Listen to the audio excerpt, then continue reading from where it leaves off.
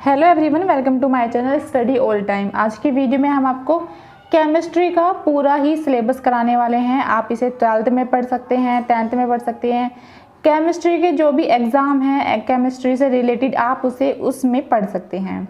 आज की वीडियो जो हमारी लंबी चलने वाली है, तो आप इस वीडियो को शुरू से एंड तक ज़रूर देखिएगा। साथ ही आप जो है इस वीडियो को शेयर कर देना, क्योंकि ये आपके लिए बेसिकली बहुत ही ज़्यादा इम्पोर्टेंट होने वाली है ये वीडियो आपके लिए, क्योंकि आपको ना कहीं भी ट्यूशन लगाने की भी नीड नहीं होगी। तो बच्चे हिंदी मीडियम के हैं और साथ ही यूपी बोर्ड से हैं, तो वो तो उनके लिए तो ये पूरी वीडियो है ही। साथ ही इसे जो है सीबीएसई वाले भी पढ़ सकते हैं, क्योंकि नॉर्मली सबको पता है एटॉमिक जो उसको हिंदी में ट्रांसलेट करके उसको परमाणु बोलते हैं, तो बेसिकली थोड़ा बहुत पता ही होता है।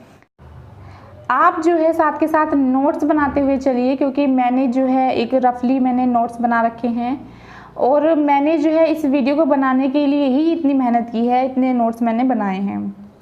तो सबसे पहला परमाणु जो होता है यानी कि एटॉमिक, उसके हमारे कितने कण होते हैं? तो हमारे जो है 3 होते हैं मूल कण।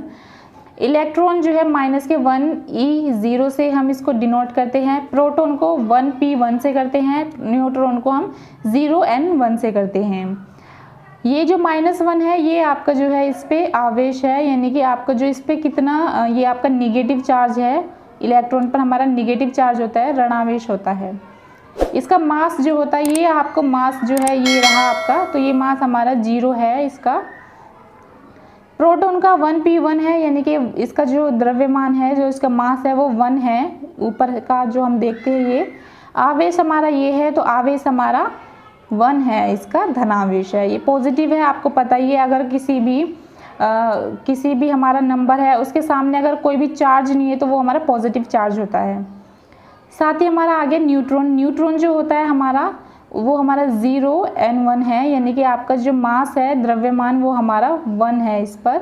लेकिन इसका जो आवेश है ये आवेश है आपके नीचे वाले, तो इस पे कौन सा चार्ज है आपका? तो इस पे चार्ज है उदासीन, यानी कि इस पर कोई भी नहीं है, ये 0 है, तो इस पर कोई चार्ज नहीं है आपका। ये बात हो गई हमारे 3 मूल कण की। साथ ही हमारा चलते हैं मोस्ट इम्पोर्टेंट हमारा है रदरफोर्ड का परमाणु मॉडल। तो ये हमारा जो है इसमें आपको जो है बुक्स में आपको काफ़ी लेंदी मिलेगा, तो मैंने शॉर्ट में आपका लिखा हुआ है, लेकिन आपका ये बेसिकली बहुत ही ज़्यादा मेन है। इससे आप समझ जाओगे सब चीज़ें जो आपको समझनी है, तो आप इसी से ही समझ जाओगे, क्योंकि मैंने इस तरह से ही आपका ये नोट्स बनाए हैं। सबसे पहले हमारा इसमें आपको देख ही रहा होगा, सबसे बाहर जो है आपका इलेक्ट्रॉन है और अंदर आपका एक नाभिक है, जिसमें परमाणु का समस्त द्रव्यमान तथा धनावेश होता है। ये नाभिक है हमारा, इसके बाहर आपका इलेक्ट्रॉन है। नाभिक के अंदर हमारा क्या होता है? द्रव्यमान होता है और साथ ही धनावेश होता है, यानी कि चार्ज होते हैं, चाहे वो कोई भी चार्ज हो।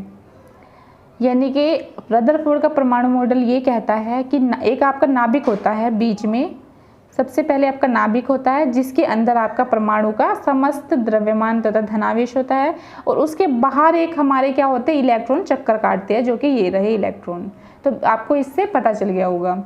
नेक्स्ट हमारा है कि किसी भी परमाणु की किसी भी एटॉमिक की आप जो है किस तरह से इलेक्ट्रॉन, प्रोटॉन, न्यूट्रॉन पता कर सकते हैं कि उसमें कितना इलेक्ट्रॉन है, कितने प्रोटॉन है, कितने न्यूट्रॉन है। तो सबसे पहले हमने एग्जाम्पल ले लिया 53I127। तो परमाणु क्रमांक हम बोलते हैं आपका जो Z परमाणु क्रमांक को हम Z से डिनोट करते हैं। परमाणु भार को हम, या फिर इसे परमाणु भार को हम द्रव्यमान संख्या भी बोलते हैं, हम इसे A से डिनोट करते हैं। ये आप अच्छे से नोट कर लेना। अब हमारा S3 जो है, इसमें हमने ले लिया है ये 53 है, 53 जो है हमारा, ये हमारा नीचे वाला होता है परमाणु क्रमांक, और ऊपर वाला हमारा होता है परमाणु भार या फिर द्रव्यमान संख्या। अब इसमें देखिए कि परमाणु क्रमांक जो होता है हमारा वो इक्वल होता है प्रोटॉन के, यानी कि प्रोटॉन को ही हम परमाणु क्रमांक बोलते हैं। जो नीचे वाली जो लिखा होता है ये हमारा परमाणु क्रमांक है, यानी कि आपका प्रोटॉन है। आप इसे समझ गए होंगे, प्रोटॉन की तो संख्या निकल गई। इलेक्ट्रॉन कैसे निकलेगा? जो प्रोटॉन होते हैं वो बराबर होते हैं इलेक्ट्रॉन के, यानी कि जितने इलेक्ट्रॉन है उतने ही प्रोटॉन होंगे आपके। तो इलेक्ट्रॉन भी आपके निकल गए, यानी कि आपके प्रोटॉन है 53, तो इलेक्ट्रॉन होंगे आपके 53। साथ ही अब हमने को पता चल गया होगा कि Z जो हमारा परमाणु क्रमांक है वो प्रोटॉन है, और प्रोटॉन हमारे इलेक्ट्रॉन के बराबर है, यानी कि आपका P जो है आपका प्रोटॉन निकल गया है, इलेक्ट्रॉन भी आपके निकल गया है। अब चलिए चलते हैं कि आप न्यूट्रॉन कैसे निकालोगे। न्यूट्रॉन जो होता है हमारे, ये आप जो है लिख लेना, नोट डाउन कर लेना कि न्यूट्रॉन जो होते हैं हमारे वो बराबर होते हैं परमाणु क्रमांक माइनस परमाणु भार माइनस परमाणु क्रमांक। परमाणु भार में से अगर आप माइनस करते हैं परमाणु क्रमांक को, यानी कि तो आप जो है प्रोटॉन को माइनस करेंगे तो आपका जो है न्यूट्रॉन निकल जाएगा। परमाणु भार जो है आपका वो आएगा आपका 127, यानी कि जो ऊपर होता है ये हमारा परमाणु भार होता है और ये हमारा परमाणु क्रमांक होता है। अब उसमें से हमने इसे माइनस किया तो हमारा न्यूट्रॉन निकल गए हैं, तो ये आपका हो गया। नेक्स्ट चलते हैं हम, ये भी मोस्ट इम्पोर्टेंट आपके, ये जो मैं नियम बता रही हूँ जितने भी आपके मोस्ट इम्पोर्टेंट हैं, बोहर के इलेक्ट्रॉन वितरण के नियम बताने हैं, ये आपका है। तो चलिए चलते हैं। तो सबसे पहले है कि किसी भी कक्षा में इलेक्ट्रॉन की अधिकतम संख्या 2n2 के बराबर हो सकती है, जहां n जो है कक्षा की संख्या है। प्रथम कक्षा में इलेक्ट्रॉन की अधिकतम संख्या ये होनी चाहिए। सबसे पहले आप ये वाली 3 लाइनें जो है वो अच्छे से याद कर लेना। किसी भी कक्षा में इलेक्ट्रॉन की अधिकतम संख्या इतनी होनी चाहिए। किसी भी कक्षा में इलेक्ट्रॉन की जो अधिकतम संख्या, ज़्यादा से ज़्यादा संख्या आपकी इतनी हो सकती है, उससे ज़्यादा नहीं हो सकती। तो ये हमारा किसका है, बोहर का इलेक्ट्रॉन वितरण का नियम। और उसके बाद हमारा जो है इसमें हमने जो है क्या, फर्स्ट कक्षा है, सेकंड है, थर्ड है, फोर्थ है, तो इसमें हमने इसको डिवाइड कर दिया। जैसे कि प्रथम कक्षा में इलेक्ट्रॉन की अधिकतम संख्या, आपका जो इलेक्ट्रॉन होता है इस तरह का होते हैं, जैसे कि आपका कोई भी है नाभिक है, उसके बाहर इलेक्ट्रॉन घूमते रहते हैं, तो आपके फर्स्ट फिर सेकंड फिर थर्ड इस तरह से आएगा। तो फर्स्ट कक्षा में इलेक्ट्रॉन की अधिकतम संख्या हमारी होनी चाहिए 2 × 1 का स्क्वायर, यानी कि 2। बाहर की कक्षा में आपकी जो प्रथम कक्षा में इलेक्ट्रॉनों की संख्या 2 होनी चाहिए। ये आपको बाद में पता चलेगा कि किस आप बस ऐसे ही समझ लीजिए अभी। तो दूसरी में आपकी इलेक्ट्रॉनों की अधिकतम संख्या 2 × 2 का स्क्वायर, ये आपका जो है ये आपका है 2n²। इसी के ऊपर ही हमारी ये सब चीज़ें चल रही हैं, ये फर्स्ट कक्षा, सेकंड, थर्ड, ये सब। तो 2 × अब हमने तीसरी कक्षा चली तो 3 का स्क्वायर करेंगे तो आपका ये आएगा 18। फोर्थ हमारी कक्षा में आपका जो चलेगा वो है हमारा 32। आपकी जो फोर्थ कक्षा है उसमें आपका 32 इलेक्ट्रॉन आने चाहिए, ज़्यादा से ज़्यादा 10, इससे और ज़्यादा नहीं, बस 32 लास्ट है। अब हमारा चलते हैं कि किसी भी परमाणु के अंतिम या बाहरी कक्षा में इलेक्ट्रॉन की अधिकतम संख्या 8 ही हो सकती है। अभी हमने पता किया कि फर्स्ट कक्षा में आपका 2 है, फिर दूसरी में आपके 8 है, तीसरी में आपके 18 हैं, चौथी में आपके 32 हैं। तो हमारा ये आपके मेन टॉपिक है, ये आप अच्छे से पढ़ लेना। जैसे किसी भी के परमाणु के अंतिम या बाहरी कक्षा में इलेक्ट्रॉनों की अधिकतम संख्या 8 ही हो सकती है, चाहे प्रथम नियम के अनुसार इलेक्ट्रॉनों की संख्या कितनी भी हो। अभी आपने पढ़ा था कि दूसरी कक्षा में हमारी 8 थे, लेकिन ये कह रहा है कि आपकी अंतिम या बाहरी कक्षा में इलेक्ट्रॉनों की संख्या ज़्यादा से ज़्यादा सिर्फ 8 होनी चाहिए। फिर तीसरे उसमें कह रहा है आपको ये टॉपिक में कि किसी भी कक्षा में कम से कम 8 इलेक्ट्रॉन होने पर अगली नई कक्षा प्रारंभ की जाती है। ये आपको बेसिकली समझ नहीं आ रहा होगा तो मैं आपको एग्जाम्पल से समझा रही हूँ। हमने ले लिया मैग्नीशियम का हमारा होता है 12। तो 12 को हमने अभी जो पढ़ा था कि फर्स्ट कक्षा में, सेकंड कक्षा में, थर्ड कक्षा में किस तरह से इलेक्ट्रॉनों को डालना है। तो सबसे पहले हमने पढ़ा कि दो होने चाहिए। पहली कक्षा में हमारे 2 होने चाहिए, दूसरी में हमारे 8 होने चाहिए और तीसरी में फिर हमारे कितने होते हैं 18। तो उस तरह से वो बढ़ती जाती है। हमने देखा कि हमारे मैग्नीशियम में 12 है, मैग्नीशियम का परमाणु क्रमांक होता है 12।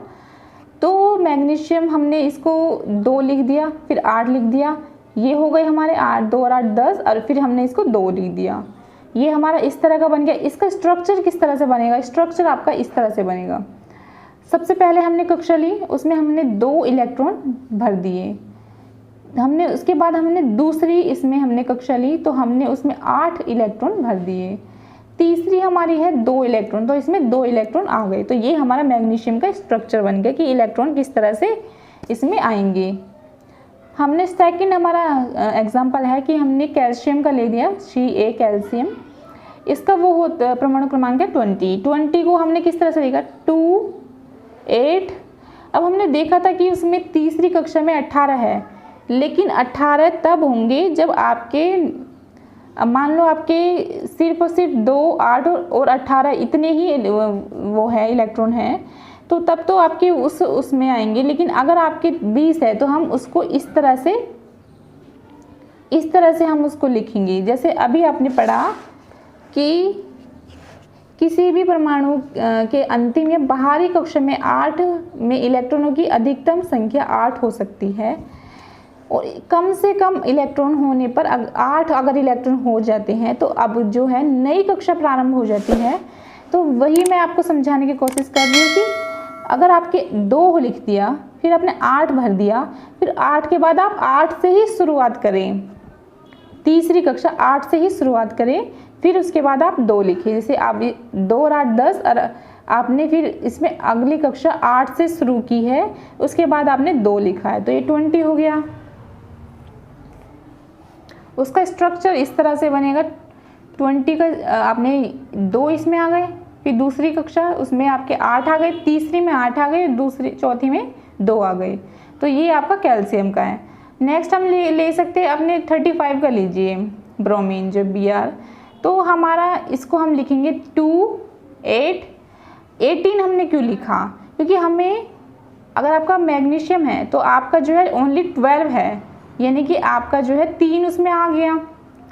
कैल्शियम ले लिया, कैल्शियम में आपके 20 है, 20 को हमने इस तरह से लिखा है। लेकिन आप देखिए कि ब्रोमीन में 35 है, 35 को आपको 4 कक्षाओं में लिखना है, और 4 कक्षाओं में लिखना है तो आप कैसे लिखेंगे 2 8, क्योंकि 35 आपका बड़ा नंबर है तो आप इसे 18 भरिए यहाँ पे, और फिर उसके बाद 7 भरिए। उसके बाद क्लोरीन आप देख लीजिए कि आप 2 भरेंगे फिर 8 भरेंगे, क्योंकि आप इसमें 10 हो जाएगा, फिर 7 आपको यहीं रखना पड़ेगा। 16 आपका है सल्फर का, तो आप जो है इसे कैसे भरेंगे 2 भरेंगे फिर 8 भरेंगे, नहीं आपका 10 हो गया, फिर आपका 6 इसमें आ जाएगा। तो इस तरह से आप समझ गए होंगे। अब चलिए चलते हैं जो हम आपको बता ही रहे थे कि अंतिम कक्षा में 2 से अधिक तथा इससे अंदर की कक्षा में 9 से अधिक इलेक्ट्रॉन तब तक नहीं हो सकते जब तक हम प्रथम नियम के अनुसार बाहर से तीसरी कक्षा में अधिकतम इलेक्ट्रॉन की संख्या पूर्ण ना हो जाए। वो जो मैंने आपको अभी एग्जाम्पल से बताई थी उसी तरह से आपको ये समझनी है। मैंने आपको बता ही चुकी हूँ कि किस तरह से आपको ये करना है। यानी कि आपको जो है अगर आपके ज़्यादा बड़ा नंबर है 35 है तो आपने जो है 18 यहाँ पे किया है, उसके बाद आपने 4th कक्षा स्टार्ट की है। इसी तरह से आपको ये देखना है। अगर आपको 12 है कम है आपके तो आपको 3 इस तरह से भरना है, इस तरह से भरना है। और अगर आपके बड़ा नंबर है तो आपको 2 8 8 करके भरना है, या फिर 2 8 18 करके भरना है अगर आपका उससे भी बड़ा नंबर है। तो आप समझ गए होंगे। चलते हैं, ये आपका इम्पोर्टेंट है ऑफ-बाउ नियम। तो उपकोषों में इलेक्ट्रॉन ऊर्जा के बढ़ते क्रम में प्रवेश करते हैं, अथवा आप इस लाइन को देखिए, उपकोषों में इलेक्ट्रॉनों को भरते समय सर्वप्रथम इलेक्ट्रॉन न्यूनतम ऊर्जा वाले उपकोष में ही प्रवेश करते हैं। यानी कि ऊर्जा का जो नियम है, ऊर्जा का जो क्रम है वो कैसा है देख ही रहे हैं आपको। सबसे पहले छोटा है, फिर बड़ा है, फिर बड़ा होगा, फिर उससे बड़ा होगा, फिर उससे बड़ा। यानी कि अगर आप कोई भी इलेक्ट्रॉन को भरते हैं उपकोषों में तो सबसे पहले छोटा आएगा, फिर उससे बड़ा आएगा, फिर उससे बड़ा, फिर उससे बड़ा, इसी तरह से आपका चलेगा। जैसे कि इसमें आपका दिखा हुआ है कि यानी कि आपका जो है उपकोषों में इलेक्ट्रॉनों को भरते समय सर्वप्रथम इलेक्ट्रॉन जो है न्यूनतम ऊर्जा वाले उपकोष में प्रवेश करता है। सबसे पहले न्यूनतम ऊर्जा वाले कोष में, फिर उससे बड़ा कोष ऊर्जा वाला कोष होगा, फिर उससे बड़ा, इसी तरह से ये चलेगा। तो ये क्रम हम ये आप जो है याद कर लीजिए। इस जो ये आपका मैंने ये जो आपका लिखा हुआ है ये पूरा आपका याद होना चाहिए। सबसे पहला जो ऊर्जा का जो सबसे पहला कोश आएगा वो फर्स्ट 1s2 आएगा, फिर 2s2 आएगा, फिर इसी तरह से हमारा ये बढ़ता चला जाएगा। 2p आएगा, फिर 3s आएगा, फिर 3p आएगा, फिर 4s आएगा, फिर 3d आएगा, फिर 4p आएगा, फिर 5s आएगा, फिर 4d आएगा, फिर 5p आएगा, फिर 6s आएगा, फिर 4f आएगा। इसी तरह से आपका ये चलेगा। ये आपको याद होना चाहिए अच्छी तरह से, चाहे आप कैसे भी याद रखें। तो चलिए चलते हैं कि अब हमारे SPDF क्या हैं। अभी हमने जो पढ़ा है नियम ऑफ पाउ का नियम, उसमें यही तो है कि आपको जो उपकोषों में इलेक्ट्रॉनों को भरते समय जो आपके न्यूनतम इलेक्ट्रॉन होंगे, इलेक्ट्रॉन जो है न्यूनतम ऊर्जा वाले उपकोष में प्रवेश करता है। SPDF आपके उपकोष ही तो हैं।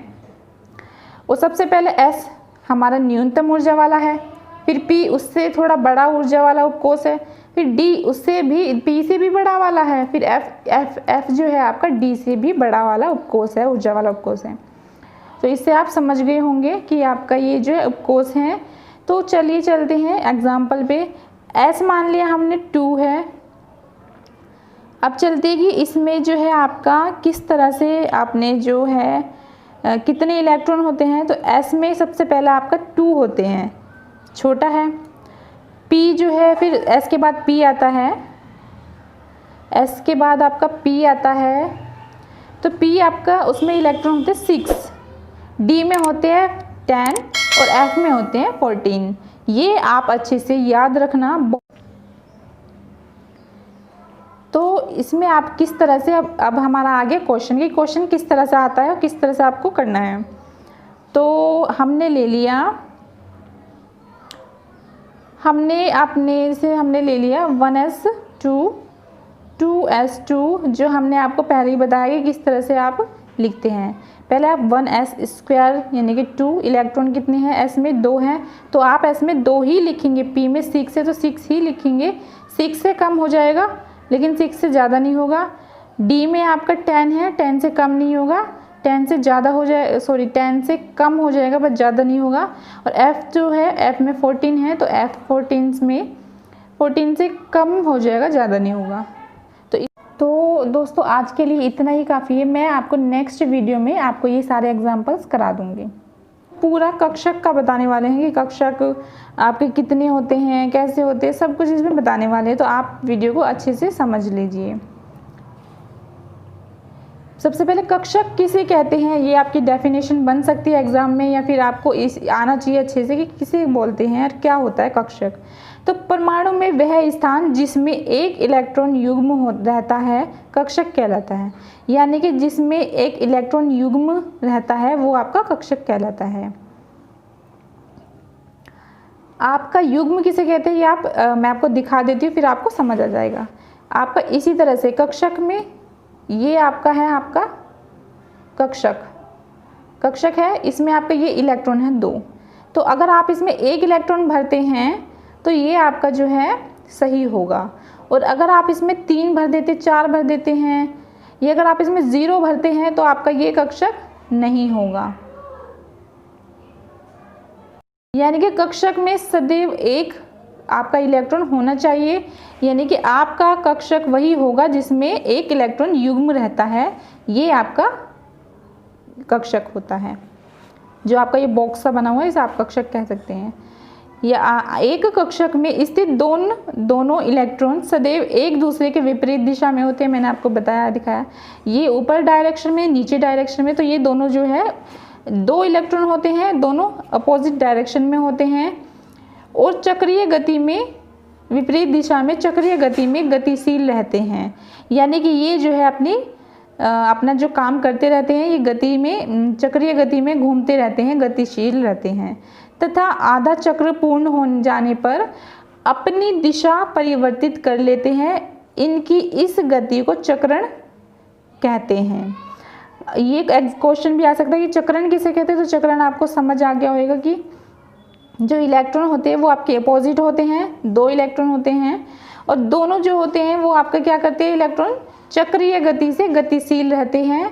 और आधा चक्कर, अगर आपका जैसे इन्होंने आधा चक्कर लगाया तो वो क्या होते हैं, आधा चक्कर लगाने पर ये अपनी दिशा चेंज कर लेते हैं।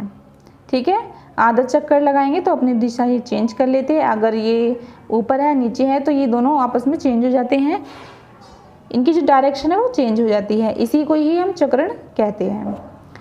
तो आपके उपकोष चल रहे थे कि आपका एस उपकोष होता है, पी होता है, डी होता है, एफ होता है। मैंने पहले आपको बता चुकी हूँ। तो एस उपकोष की अगर डेफिनेशन आने लगी या फिर एस उपकोष होता क्या है तो वो हम आपको बता सकते हैं। इसमें केवल एक ही कक्षक होता है, एस में केवल एक कक्षक होता है। ये रहा, ये रहा, एस में एक कक्षक होता है, ये आप अच्छे से देख लीजिए। और उसमें आपके या तो एक इलेक्ट्रॉन आएगा या दो, दो तो होते ही हैं और विपरीत डायरेक्शन में होते हैं। दिशा इनकी दोनों की विपरीत होती है। पी उपकोष, इसमें केवल 3 कक्षक होते हैं जो सभी एक दूसरे के लंबवत होते हैं, परपेंडिकुलर होते हैं तथा एक्स वाई जेड अक्षों के अनुलग्न स्थित होते हैं। इन्हें क्रम से P X, P Y, P Z का नाम दिया जाता है। तो हमारे पी क्या होते हैं, पी हमारे जो है 3 कक्षक होते हैं, 1 2 3, ये हमारे 3 कक्षक होते हैं पी में, पी उपकोष में। सबसे पहला हमें पी एक्स से डिनोट करेंगे, दूसरे वाले को पी वाई से, तीसरे को पी जेड से। इनकी डायरेक्शन देखिए, इनमें भी सेम है कि एक ऊपर होगा तो दूसरा नीचे होगा, इनकी डायरेक्शन चेंज रहती है इलेक्ट्रॉन की। तो ये आप समझ गए होंगे कि एस में जो है आपका एस उपकोष में आपके 2 इलेक्ट्रॉन होते हैं और पी में, और इसकी जो 1 कक्षक होता है और इसमें 3 होते हैं कक्षक, और P X, P Y, P Z से इसे डिनोट करते हैं। और साथ ही ये एक दूसरे के परपेंडिकुलर भी होते हैं, परपेंडिकुलर आप समझ गए होंगे।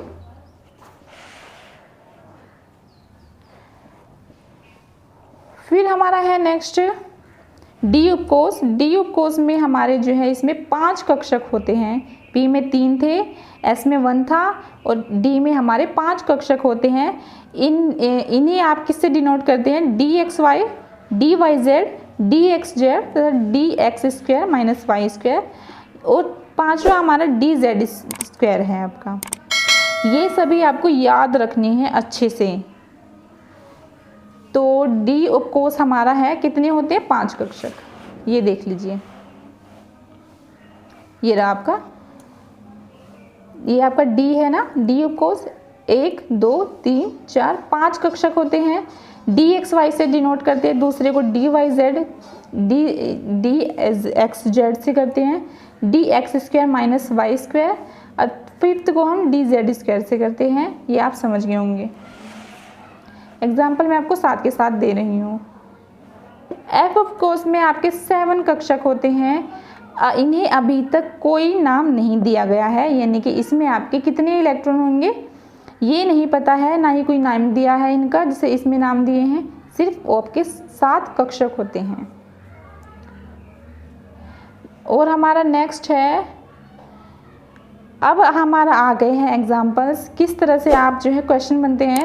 तो कक्षकों में इलेक्ट्रॉन वितरण करना किस तरह से करेंगे, तो परमाणु क्रमांक आपका दिया होगा एग्जाम्स में, और आपको जो है निकालना है कि इसमें कौन सा किस तरह से भरने के लिए आ सकता है, कि इसमें कौन सा उपकोष है, कौन कौन से उपकोष है इसके अंदर। तो आपको जो है अब यहाँ देखिए कि आपका 24 है, इसका हमें निकालना है कि इसमें आपको इलेक्ट्रॉन वितरण करना है। किस तरह से करेंगे, 1s स्क्वायर 2s स्क्वायर 4 हो गए, फिर आपका 2s के बाद 2p चलता है, 2p 6 आ गए, इसमें 6 ही बढ़ते हैं इसमें। फिर इसमें दोबारा से हमारा 3s स्टार्ट हो जाता है, 3s में आपके 2 भरे जाते हैं। इसके बाद आपका 3p स्टार्ट होता है, 3p 6 में भरे जाते हैं p में।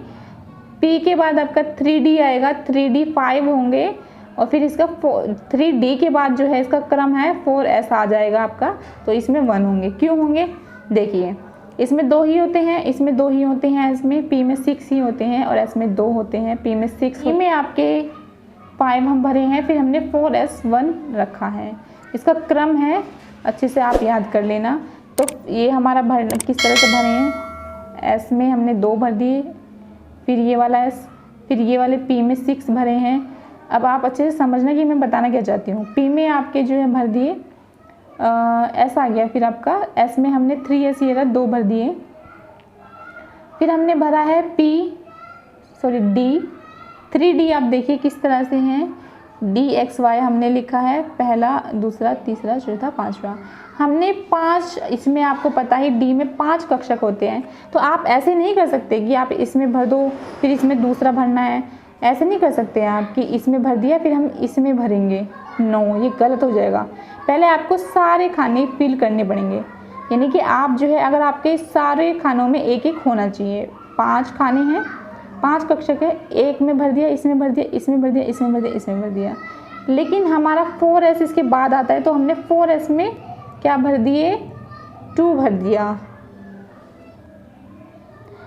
4s में आपका जो है ये नहीं आएगा, 4s में आपका सिर्फ और सिर्फ यही रहेगा, यानी कि आप जो है आपने इतने भर दिए इलेक्ट्रॉन, 2 इसमें 2 इसमें। हुंड का अधिकतम बहुलकता का नियम बताना है, तो केमिस्ट्री में ये आपका मोस्ट इम्पोर्टेंट है। तो कक्षकों में अयुग्मित इलेक्ट्रॉनों की संख्या अधिकतम होती है, अथवा ये आपका बनेगा, अथवा आप लिख सकते हैं कि कक्षकों में इलेक्ट्रॉन भरते समय कक्षकों में एक इलेक्ट्रॉन आने पर ही उनका युग्मन प्रारंभ हो जाता है। यानी कि अगर आप कोई भी कक्षक आपका दे दिया हमने, अगर हम ये वाला ले लें तो आप ये देखिए, इसका एग्जाम्पल है, हुंड का अधिकतम बहुलकता का नियम है।